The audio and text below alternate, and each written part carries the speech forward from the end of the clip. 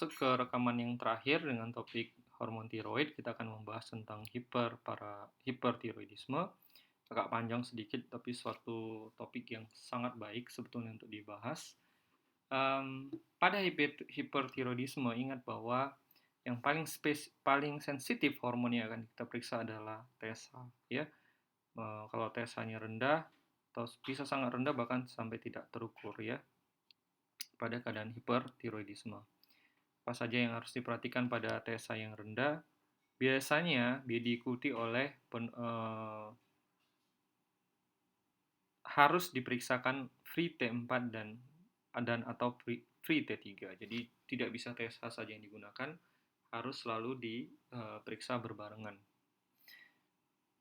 Dan rendahnya TSH tidak selalu disebabkan oleh karena feedback mekanisme ataupun supresi dari peningkatan dari kadar hormon tiroid. Ingat yang selalu ya.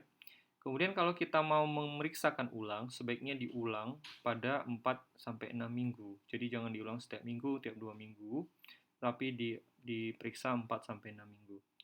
Dan biasanya hipertiroidisme yang tampak jelas biasanya diikuti oleh terjadinya penurunan dari TSH. Itu yang bisa saya jelaskan. Kemudian perlu diingat bahwa pada kondisi tertentu seperti orang yang kekurangan gizi maupun orang yang hamil, maka hati-hati dalam menginterpretasi hasil dari pemeriksaan hormon tiroid. Bagaimana kalau dijumpai TSH yang rendah, FT4 dan FT3 juga rendah? Maka kemungkinannya ada beberapa hal yang saya ringkas di sini adalah oleh karena sentral hipotiroidisme, adanya suatu severe euthyroid syndrome atau sering disebut SES ya. Kemudian ketika berada dalam kondisi disequilibrium state. Nanti akan saya jelaskan. Kemudian kalau TSH-nya rendah, sedangkan FT4-nya rendah dan FT3-nya yang tinggi, maka kemungkinan suatu T3 toksikosis, baik itu kalau dari eksogen maupun dari endogen. Kalau TSH-nya rendah, sementara FT4-nya normal dan FT3-nya normal, maka kemungkinannya adalah suatu subclinical hyperthyroid. Bisa juga suatu kondisi exogenous tirotoksikosis maupun endogenous tirotoksikosis yang nanti akan menjadi tirotoksikosis. Bagaimana kalau TSH-nya rendah tetapi FT4-nya normal dan FT3-nya saja yang tinggi? Biasanya suatu toxic nodular goiter dan Graves disease yang awal. Bisa dibuktikan dengan radioaktif iodine uptake ya. Kalau udah diffuse maka dia suatu Graves disease, sedangkan kalau dia gambarannya patchy, suatu toxic nodular goiter.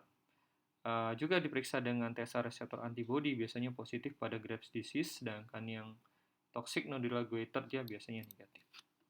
Bagaimana kalau FT3 dan FT4-nya meningkat atau normal sedangkan TSH-nya rendah? Periksa juga uptake iodinnya, maka kalau biasanya pada Graves disease terjadi uptake yang sangat tinggi ya, maupun juga pada toxic nodular. Sedangkan kalau dia uptake-nya rendah, maka itu biasanya suatu hipertiroidisme yang sekunder oleh karena tiroiditis, ectopic hipertiroidisme, kemudian pemberian obat ya, miodaron dan sebagainya.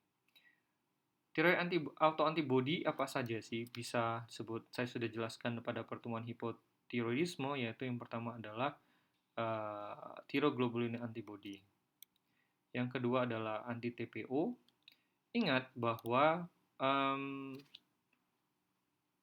apakah selalu antibody ini ada? Tidak juga ya. Jadi harus diperhatikan. Terutama pada Graves disease, anti-TPO-nya bisa positif, padahal pada Hashimoto juga bisa terjadi hasil yang positif. Jadi hati-hati dalam menginterpretasikan.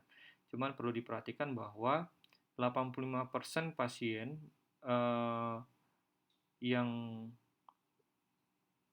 bukan didiagnosis, ingat ya bahwa anti-TPO ini bukan untuk diagnosis dari Graves disease, karena 85% pasiennya juga mengalami hasil yang positif. Dan pada postpartum tiroiditis bisa 50% juga positif. Ini saya jelaskan ulang kembali. Nah, TSH reseptor antibody ini yang merupakan suatu antibody yang sangat potensial karena sekarang sudah banyak digunakan untuk mendiagnosis banding Graves dengan yang lain, di mana kalau ini positif biasanya mendukung suatu Graves disease. Kemudian juga bisa memprediksi hasil dari atau outcome ya dari pemberian terapi, kemudian memprediksi relapse dan bahkan remisi atau tidaknya suatu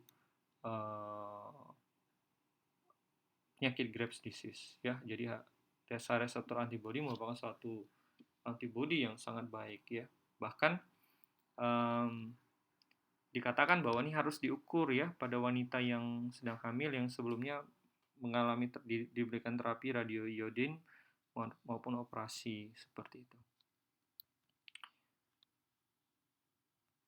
Nah, dikatakan juga bahwa antibodi ini harus diulang pada trimester akhir untuk memprediksi risiko kelainan pada neonatal.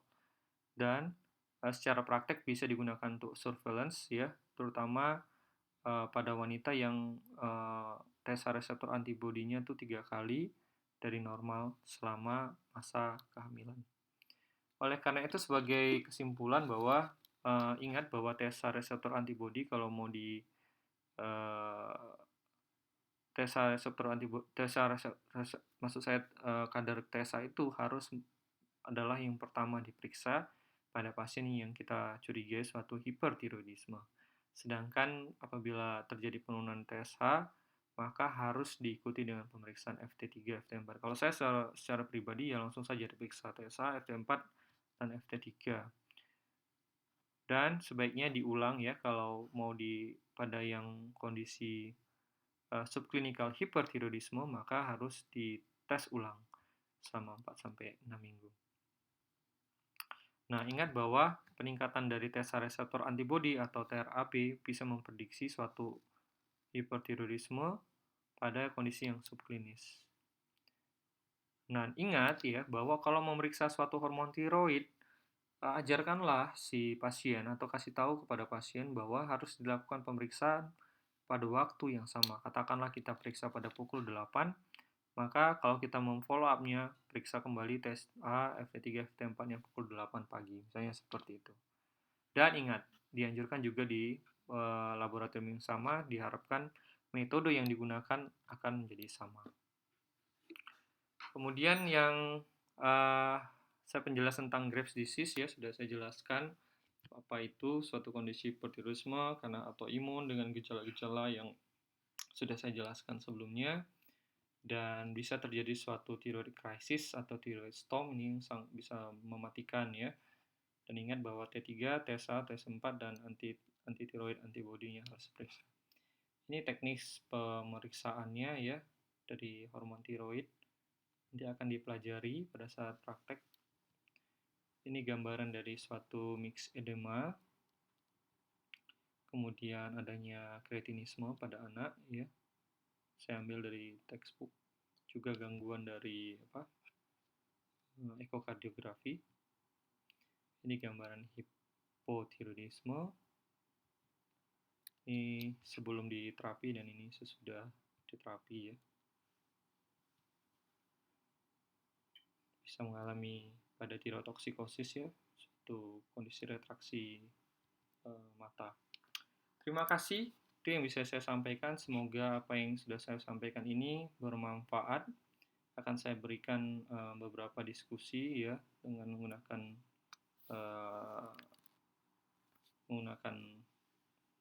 pertanyaan-pertanyaan. Terima kasih, semoga apa yang sudah saya berikan